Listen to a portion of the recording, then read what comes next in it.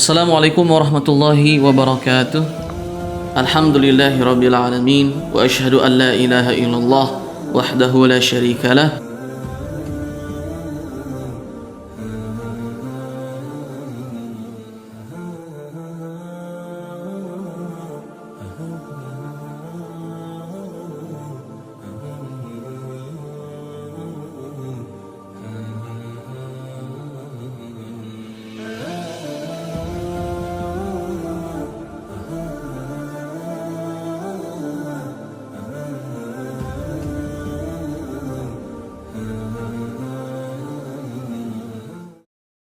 Bismillahirrahmanirrahim. Alhamdulillahi wa kafa, wassalatu wassalamu ala nabiyil mustafa wa ala alihi wa ashabihi ahli sidqi wal wafa. Assalamualaikum warahmatullahi wabarakatuh. Alhamdulillahirabbil alamin. Segala puji hanya milik Allah Subhanahu wa taala. Salawat serta salam semoga selalu tercurahkan kepada nabi kita Nabi Muhammadin sallallahu alaihi wasallam, dan semoga tercurahkan pula pada segenap keluarganya, sahabat-sahabatnya, dan para pengikutnya hingga akhir zaman. Allahumma amin. Alhamdulillah, hadirin yang dirahmati oleh Allah Subhanahu wa taala, kembali kita mengkaji kitab Al-Jami' Al-'Am fi Fiqh Siyam, panduan lengkap fikih puasa Ramadan yang ditulis oleh Syekh Muhammad bin Ali Al-Halawah Al-Misri, hafizahullah ta'ala. Semoga Allah Subhanahu wa ta'ala senantiasa menjaga beliau. Dan alhamdulillah kita sudah sampai di pertemuan yang ketiga insyaallah ta'ala, dengan tema yaitu kepada siapa syariat puasa ini diwajibkan, gitu. Siapa saja yang diwajibkan oleh Allah Subhanahu wa ta'ala untuk melakukan syariat puasa di bulan Ramadan ini. Sebelumnya kita sudah membahas tentang sejarah diturunkannya syariat ini seperti apa, gitu. Kemudian setelahnya kita telah membahas arti puasa secara bahasa maupun secara istilah, beserta dengan hikmah atau pelajaran yang terkandung di dalamnya. Kemudian kita juga sudah membahas tentang keutamaan berpuasa secara umum, gitu. Baik puasa yang wajib maupun puasa yang sunnah. Kemudian apa saja keutamaan pada bulan Ramadan, kemudian hal-hal yang harus ditinggalkan oleh setiap mereka yang berpuasa itu apa saja. Kemudian terakhir tentang bagaimana hukum orang yang meninggalkan puasa Ramadan ini tanpa uzur. Nah, adapun sekarang kita membahas tentang kepada siapa puasa Ramadan ini diwajibkan.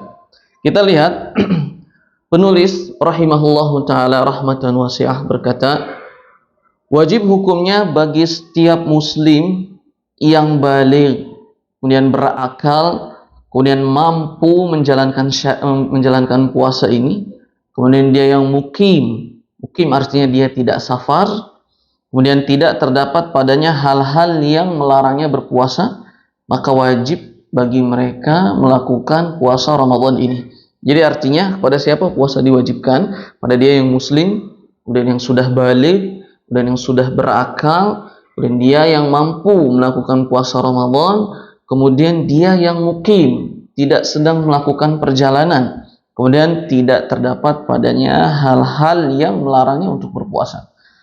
Kemudian mari kita lihat pembahasannya yang ditulis oleh penulis, gitu. Yang pertama, syarat yang pertama adalah Islam, gitu. Poin pertama adalah tidak wajib bagi orang yang kafir, non-Islam, melakukan puasa dalam keadaan kekafirannya. Tidak wajib. Artinya orang yang belum masuk dalam agama Islam, sekalipun mereka sudah besar, sudah baligh, tidak wajib baginya melakukan puasa, gitu. Allah Subhanahu wa taala berfirman dalam surat At-Taubah, wa ma mana'ahum an tuqbala minhum nafaqatuhum illa annahum kafaru billahi wa bi rasulih. Artinya adalah tidaklah Allah menolak nafkah-nafkah atau sedekah-sedekah yang mereka keluarkan, melainkan karena mereka masih kufur kepada Allah dan Rasulnya, gitu. Jadi artinya selama mereka masih belum beriman kepada Allah dan Rasulnya, Allah tidak menerima semua amal kebaikannya gitu, semua amal ibadahnya. Di sini kan disebutkan sedekah. Sedekah itu kan salah satu dari ibadah-ibadah yang ada pada syariat Islam ini gitu. Sehingga ini adalah kias, para ulama mengatakan maka dikiaskan ibadah-ibadah lainnya juga berarti tidak diterima oleh Allah Subhanahu wa taala jika mereka masih dalam keadaan kufur, tidak beriman kepada Allah. Kemudian pembahasan yang kedua, lihat, begitu juga jika orang kafir masuk Islam, maka seluruh fuqaha, ahli fikih, ulama fuqaha tidak mewajibkan untuk mengqadha, tidak mewajibkannya mengqadha gitu. Jadi orang kafir misalkan non-Islam masuk Islam di usianya yang 40 tahun. Maka sebelumnya itu para ulama sepakat tidak ada qadha puasa bagi mereka yang baru masuk Islam di usianya yang sudah lanjut gitu. Nah, Allah Subhanahu wa taala berfirman dalam surat Al-Anfal ayat 38, "Qul lil ladzina kafaru iyantahu yughfar lahum ma qad salaf." Ya Muhammad, katakanlah pada mereka yang masih kufur, yang masih belum beriman kepadamu, jika mereka sudah menghentikan kekufurannya itu, kemudian menggantinya dengan keimanan, artinya masuk Islam ke agamamu, maka yughfar lahum ma qad salaf. Maka semua dosa yang telah lalunya itu Allah ampuni seluruhnya tanpa terkecuali. Jadi artinya Islam itu dalam sebuah hadis yang diriwayatkan oleh Imam Muslim, al-Islamu yajubbu ma qablahu. Islam itu dengan masuknya seseorang pada Islam, maka itu akan menghapus semua dosa kesalahan yang telah lalu. Nah, jadi artinya orang kafir yang masuk Islam di usianya yang lanjut gitu, di usia 40, usia 50 atau usia 30, maka sebelum-sebelumnya itu tidak diminta untuk mengqadha puasa Ramadannya gitu. Poin yang kedua, apabila orang non-Islam tidak wajib berpuasa, maka karena kan dalilnya tadi, dia saja tidak wajib nafkah, bersedekah, maka tidak wajib juga melakukan ibadah lain seperti puasa. Jika tidak wajib, maka apakah mereka juga dapat siksa Allah Subhanahu wa taala di hari akhir? Nah, penulis mengatakan ya, jika ia mati dalam keadaan kufur, dia akan disiksa di atas semua ibadah Islam yang ia tidak lakukannya di dunia ini. Dalilnya apa? Allah Subhanahu wa taala berfirman dalam surat Al-Muddatsir ayat 42 dan 46. Yang artinya adalah apakah hal apa yang membuatmu ini masuk ke dalam neraka Saqar? Jadi ditanya, mereka itu ditanya di akhirat tatkala mereka semua masuk neraka Saqar karena tidak beriman kepada Allah Subhanahu wa taala. Kemudian ditanya, apa yang membuat kalian masuk ke neraka Saqar ini? Salah satu nama dari nama-nama neraka yang ada. Qalu lam naku minal musallin. Mereka menjawab, dahulu kami tidak termasuk orang yang mendirikan sholat. Gitu. Kemudian, walam naku nut'imul miskin. Juga kami dahulu tidak pernah memberikan makanan kepada orang-orang yang miskin. Tidak pernah melakukan amal ibadah itu. Kemudian yang ketiga, wa kunna nakhudu ma'al khaidin. Dan kami itu selalu mengejek-ejek agama ini. Gitu. Agama Islam ini beserta dengan teman-teman kami. Gitu. Kemudian yang keempat, wa kunna nukadzibu biyaumiddin, dan kami mendustakan, kami tidak percaya akan adanya hari akhirat. 4 sebab inilah yang membuat mereka masuk neraka Saqar. Artinya apa? Ayat ini menunjukkan bahwa orang kafir itu pun diazab oleh Allah Subhanahu wa taala disebabkan ia tidak sholat, tidak memberikan makan kepada fakir miskin, mendustakan hari akhir. Ini semua adalah pokok-pokok ajaran Islam. Jadi artinya itu adalah tambahan siksaan dari Allah Subhanahu wa taala atas kekufurannya, tidak berimannya ia kepada Allah Subhanahu wa taala, Rasulnya dan hari akhir. Jadi artinya ya mereka pun tidak dibebankan untuk melakukan puasa ini, tapi mereka mendapatkan tambahan nauzubillahi min dzalik, siksaan oleh Allah Subhanahu wa taala di hari akhir gitu. Nah, kemudian syarat yang kedua yaitu balik. Tadi syarat yang pertama dia Islam, wajib baginya puasa. Kemudian Islam yang balik, yang kedua adalah balik gitu. Jika siapapun yang sudah balik maka wajib baginya untuk berpuasa. Dalilnya adalah hadis Rasul sallallahu alaihi wasallam yang artinya adalah rufi'al qalamu an thalath. Allah itu tidak memberikan beban kepada 3 golongan. Yang salah satunya adalah wa 'anis sabiyyi hatta yahtalim. Allah tidak memberikan beban sobi pada anak kecil hatta yahtalim, sampai dia masuk usia balignya. Artinya sebelum dia balik maka tidak wajib dibebankan untuk melakukan syariat-syariat Allah Subhanahu wa taala, yang salah satunya adalah puasa. Nah, jadi itu syarat yang kedua dia wajib berpuasa adalah tatkala dia sudah masuk usia balignya gitu. Nah, kemudian ada pembahasan kalau begitu apa sih tanda-tanda seorang sudah baligh gitu. Hadis ini penulis menyampaikan yang pertama adalah ihtilam. Allah Subhanahu wa taala berfirman dalam surat An-Nur yang artinya adalah dan apabila anak-anakmu telah sampai usia baligh, maka hendaklah mereka meminta izin seperti orang-orang yang sebelum mereka meminta izin. Maksudnya adalah jika anakmu sudah wa idzal balaghal atfalu minkumul huluma, jika anak-anak kalian sudah masuk usia balighnya, ihtilam itu adalah bahasa kita mungkin mimpi basah gitu. Nah, itu adalah ihtilam. Jika itu sudah terjadi, maka yang tadinya sebelumnya itu mereka kalau ingin masuk ke rumah atau ke kamar orang tuanya tidak mengapa tanpa izin, maka setelah dia sudah melalui fase ini mimpi basah itu, dia harus minta izin kalau ingin masuk ke rumah seorang maupun ke kamar orang tuanya gitu. Berarti kan di sini menunjukkan bahwasanya kalau dia sudah ihtilam atau mimpi basah, wajib baginya melakukan syariat-syariat Allah Subhanahu wa taala. Kemudian yang kedua, tumbuhnya bulu kemaluan, kemudian di sekitarnya gitu. Kemudian mencapai usia 15 tahun, kemudian keluarnya darah haid bagi wanita. Itulah tentang tanda-tanda seorang sudah baligh gitu.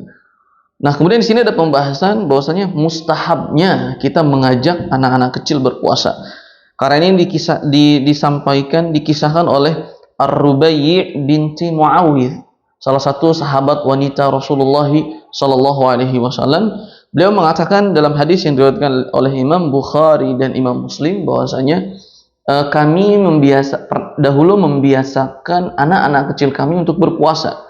Kemudian kami kasih mereka mainan yang terbuat dari di sini terbuat dari kapas gitu. Mungkin sejenis boneka dan lain sebagainya. Kemudian beliau mengatakan tatkala mereka mulai nangis karena mereka merasa lapar, akhirnya kami berikan mainan itu sehingga mainan tersebut bisa membuatnya lupa dari laparnya itu. Kemudian dia bisa melanjutkan puasanya gitu. Nah, artinya mustahab juga bagi kaum muslimin untuk mengajak putra-putrinya untuk berpuasa. Nah, itu dia tentang syarat yang kedua, yaitu yang pertama adalah Islam, yang kedua baligh, yang ketiga adalah berakal. Hadisnya sama dengan hadis yang lalu, bahwasanya Rasul sallallahu alaihi wasallam bersabda, "Rufi'al qalamu an thalath." Allah itu tidak membebankan atau Allah mengangkat pena beban. Artinya tidak mencatat beban kepada 3 golongan. Kalau yang tadi anis sabiyyi hatta yahtalim, anak kecil sampai dia mimpi basah gitu ya, sampai dia masuk usia baligh gitu. Yang kedua adalah wa anil majnunin hatta yufiq, dan dari orang yang gila sampai dia berakal lagi gitu. Ya, artinya selama orang belum berakal itu, yaitu seperti dia gila gitu kan, gangguan jiwa dan lain sebagainya, maka tidak wajib baginya berpuasa sampai dia sadar dari kegilaannya itu juga gitu. Nah, kemudian syarat yang keempat adalah mempunyai kemampuan untuk berpuasa. Artinya dia sudah mampu untuk melakukan puasa gitu. Maka wajiblah puasa Ramadan bagi dia yang muslim, dia yang sudah baligh, kemudian dia yang sudah berakal dan dia mampu melakukan puasanya itu. Dalilnya adalah firman Allah Subhanahu wa taala surat Al-Baqarah ayat 185. Allah Subhanahu wa taala berfirman, "Wa man kana maridan aw 'ala safarin fa'iddatun min ayyamin ukhra." Dan bagi siapa saja yang sakit atau sedang safar, maka boleh baginya tidak berpuasa, tapi diganti di hari-hari lainnya setelah Ramadan itu. Maka artinya apa? Puasa ini wajib, tapi bagi dia yang sakit gitu, maka tidak wajib baginya berpuasa. Artinya, kalau dia mampu maka wajib gitu. Kalau dia tidak mampu maka tidak wajib. Sesuai dengan firman Allah Subhanahu wa taala dalam surat Al-Baqarah ini ayat 185. Jadi syarat yang keempat adalah dia mampu melakukan puasa gitu. Nah, kemudian syarat yang kelima adalah dia yang mukim, artinya tidak sedang melakukan perjalanan jauh, safar gitu. Dia yang mukim, seperti kita hari ini tidak melakukan safar dan sebagainya. Kalau mengenai tentang kapan seorang disebut musafir, sehingga dia bisa ketika di Ramadan boleh untuk tidak berpuasa di siang hari Ramadan. Kalau dalam mazhab Imam Asy-Syafi'i rahimahullahu taala, syarat musafir adalah dia yang akan melakukan perjalanan yang jauhnya 83 km gitu. 83 km siapa saja yang melakukan perjalanan di siang hari Ramadan, jaraknya yaitu 83 km, baik dengan pesawat, baik dengan kereta, baik dengan kendaraan ataupun tidak dengan kendaraan, maka dalam mazhab kita yaitu mazhab Imam Syafi'i rahimahullahu taala, dia sudah disebut musafir sehingga tidak wajib berpuasa di siang harinya Ramadan, melainkan dia berbuka, tidak berpuasa dan menggantikan hari itu di hari lain setelah bulan Ramadan, mengkodoknya gitu. Nah, jadi artinya kalau dia tidak mukim gitu ya, maka dia wajib baginya untuk berpuasa. Dalilnya adalah surat Al-Baqarah ayat 185, masih pada ayat yang 185, yaitu fama syahida minkumus syahra falyasum, bagi siapa saja di antara kalian yang menyaksikan hilal kemudian hadir di bulan itu, artinya dia tidak melakukan safar, falyasum, maka hendaknya dia melakukan puasa gitu. Dan yang syarat terakhir yang keenam adalah syaratnya dia terlepas dari hal-hal yang bisa menghalanginya untuk berpuasa. Dan ini khusus hanya untuk pada kaum hawa, kaum wanita saja, yaitu seperti haid dan nifas gitu. Jika wanita sedang haid dan sedang nifas, maka dia tidak wajib untuk berpuasa. Dalilnya adalah dalam sebuah hadis yang diriwayatkan oleh sahabat Abu Sa'id Al-Khudri radhiyallahu taala anhu, bahwasanya Nabi sallallahu alaihi wasallam bersabda, "Bukankah wanita yang sedang haid tidak salat dan tidak puasa?" Hadis Bukhari dan hadis Muslim. Jadi artinya ada seorang yang bertanya tentang haid dan nifas gitu. Kemudian Rasul sallallahu alaihi wasallam mengatakan, orang yang haid itu tidak salat dan tidak puasa. Mana dalil nifas gitu? Mana dalil nifasnya? Para ulama mengatakan, adapun nifas fahiya ukhtul haid. Nifas itu adalah saudarinya haid gitu. Maka dia dikiaskan dengan haid. Jadi orang yang haid dan nifas itu tidak diwajibkan baginya berpuasa. Haid itu batas waktunya sampai 7 hari. Kemudian adapun nifas itu batasnya adalah 40 hari. Maka kotoran yang keluar setelah hari-hari itu, maka itu adalah darah istihadah. Kalau darah istihadah, maka dia wajib sholat dan wajib berpuasa gitu. Itu ada pembahasannya di pembahasan fikih ibadah yang mungkin nanti di kesempatan-kesempatan berikutnya kita bahas insyaallah taala. Nah, jadi itulah kesimpulan bahwasanya ada 6 syarat yang jika itu sudah ada pada diri seorang muslim, maka wajib baginya untuk berpuasa. Wallahu ta'ala a'lam wa lam bishawab. Subhanakallahumma wa bihamdika asyhadu an la ilaha illa anta astaghfiruka wa atubu ilaik. Wassalamualaikum warahmatullahi wabarakatuh.